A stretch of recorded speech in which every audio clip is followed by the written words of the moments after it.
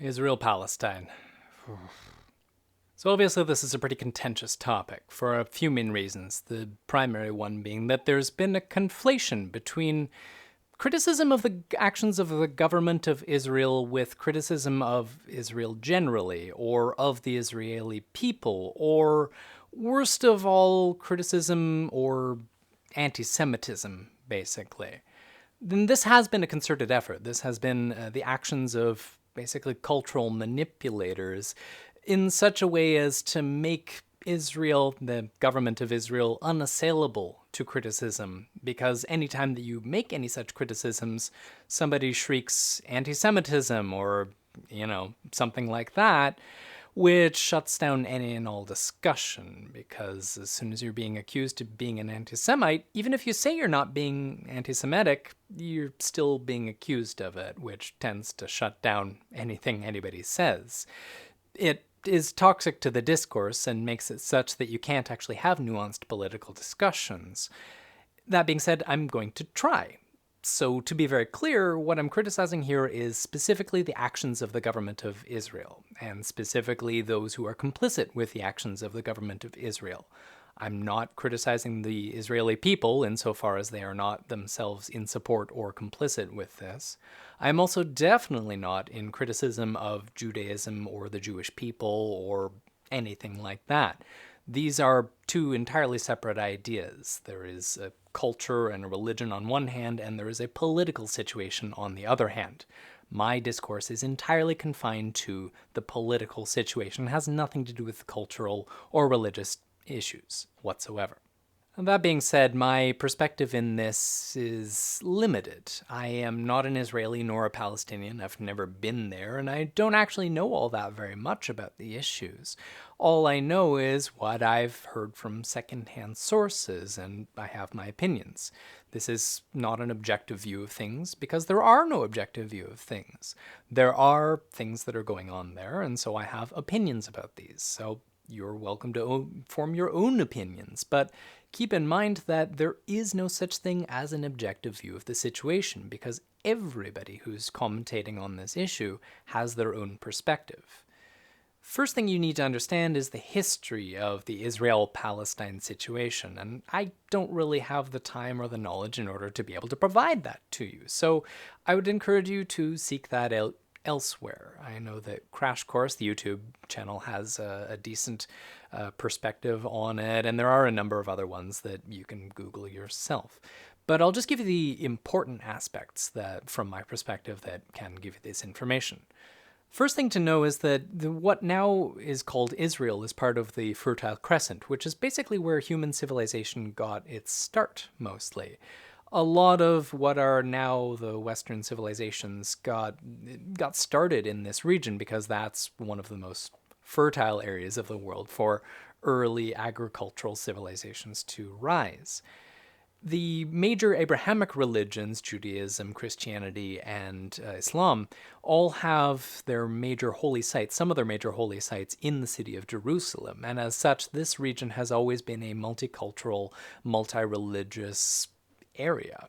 The modern state of Israel came to be in the early to mid part of the 20th century, in which there was a British-backed push towards giving the Jewish people a homeland, so to speak. And so the modern state of Israel came into being in 1948. Unfortunately, there were already people that were living there, and people who were not of Jewish descent, otherwise known as the Palestinians. So this obviously instantly led to conflicts, because when you create borders in a ethnically diverse and religiously diverse area, there is going to be some conflict. Through a succession of wars, the initial borders of Israel, which included a UN-held Jerusalem, which would be administered in a non-partial and neutral way, have now become eventually the borders that we now see today. And so the Palestinian people who once occupied that entire region are now consigned to the West Bank and Gaza Strip, some parts of Jerusalem, and there are also some that live in the Israeli parts of that region. This, though, was not a peaceful process. There was much death, much war, much conflict, and general oppression of the Palestinian people throughout. They've been forcibly displaced from their homes. And to be clear, this is the Palestinian people's homes. The Palestinian people, the Arabs that lived there for generations and generations. Their grandparents, their great-grandparents, their entire cultural history took place within this region. And so when the Israeli people came along and said, you have to move on, they didn't really want to because this is their homes. And as such, they were displaced violently in some cases. Under the support of the Israeli government, people were forced from their homes, in some cases forcibly demolished while the people were still there in order to create space for Jewish and Israeli settlements. This led to the concentration of the Palestinian people in the West Bank and the Gaza Strip, which we now see today.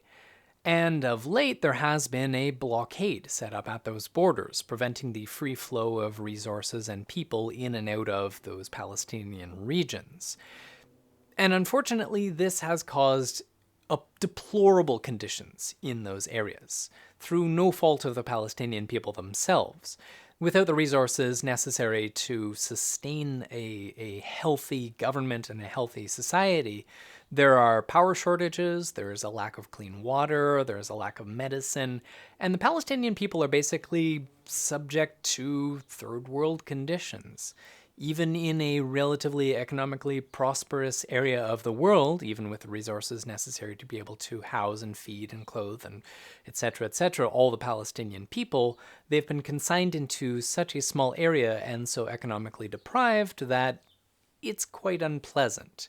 You've probably seen some of the pictures and videos of what's been going on in Palestine these last few decades, and it's not a pretty picture, to be clear. Effectively, what we have going on here is a military occupation, basically an apartheid state that has been set up by the government of Israel, keeping the Palestinian people as second-class citizens, effectively oppressing them in the same way as other minorities have been oppressed throughout history. The state of poverty and misery and effectively desperation has given rise to militancy, obviously. The Palestinian people are not particularly happy with their treatment, and the level of desperation that they've been subjected to has led to some relatively radical actions. This has culminated in the rise of Hamas as a political entity throughout the course of the late 20th century and early 21st century into what is apparently the legitimate government of some regions. This results as well in some militant actions towards Israel by Hamas. These militant actions involve basically so-called terrorist activities, bombings and rocket attacks, and basically guerrilla tactics against Israel and the people of Israel. And to be clear, this is not good. Any acts of violence, no matter how justified they are, really is not a good thing. And also, to be clear, the actions of Hamas, these militant actions, are not necessarily the actions of the Palestinian people. It's not like the entire civilization of Palestine got together and decided to do militant actions. This is the actions of a specific group of Palestinians who are taking actions against Israel. That being said, though, it's somewhat understandable that this might be the case because they're not the only ones being militant. As I already mentioned, the forcible occupation and concentration of the Palestinian people by Israel has been ongoing for decades now. In terms of the popular discourse, if we look in the news, if we look in terms of all the mainstream commentary, this is pictured as a conflict, as a tit-for-tat war in some cases I've heard, and it is not that. This is not an equal conflict. This is not a war between two competing powers. This is the oppression of one power over the other and the militant actions of the resisting power against the majority. The responses here are wildly disproportionate. The common refrain of Western powers, particularly the United States, has been, Israel has a right to defend itself. And, well, okay, if they were being attacked by a significant force, they may have a right to defend themselves. But that's not really what's happening here. This is a military occupation, and they continue to oppress the Palestinian people. Whereas Hamas has killed a handful of Israelis over the last few decades, the deaths in terms of Palestinians, not to mention all the misery, all of the various maimings and whatnot, have been exponentially higher than that of the Israelis. In this most recent phase of the conflict, Israel has killed more people in the last 3 days than Hamas has killed in the last few decades. It is grossly disproportionate, and so to characterize this as a conflict is disingenuous at best. There have been attempts to establish a legitimate state of Palestine as either a one-state solution, being Palestine existing within Israel, or a two-state solution, being that Israel is here and Palestine is there. All of these things, of course, have been rejected by Israel because they want to be the dominant power and remain the dominant power. There was also even an attempt at the UN to establish Palestine as a non-voting observing state, which was voted down by specifically Western powers, the United States and Canada being included among those. So the question is, why this unwavering support of Israel? Why this ignorance of the Palestinian people and the plight of the Palestinian people? Well, because it gives the Western powers a foothold in that region. There is obviously much contestation of the Fertile Crescent and related regions because of oil. Yeah, that old thing. The maintenance of the supply of crude oil from the Middle East has been a major conflict of the last century or so, and as such, having a military ally in that area is very valuable for these Western powers. And as such, so much military aid is given from the United States to Israel that they have one of the most powerful armies in the world, despite having a tiny population. They're also one of the most advanced technological armies in the world, and as compared to the Palestinians, this gives them a grossly disproportionate advantage in terms of their killing power, their ability to defend themselves. Basically, most of the rocket attacks being launched by Hamas aren't even landing. Israel has its own missile defense system that's pretty reliable. Meanwhile, the Palestinians have no such luxury. And Israel has demolished civilian targets. They claim these to be military targets. They claim they're attacking Hamas officials and military targets, but we're talking about residential buildings here. We're talking about children being killed. And they're cloaking this under the discourse of acceptable losses. And they're saying that these are military targets, but clearly they are not. We're talking about hundreds of casualties here. Dozens of children have been killed in the last week by airstrikes by Israel, demolishing apartment blocks, demolishing schools, demolishing hospitals, all without any sort of oversight from the international community because of this unwavering support of the State of Israel. But the more interesting thing about this current situation is the timing.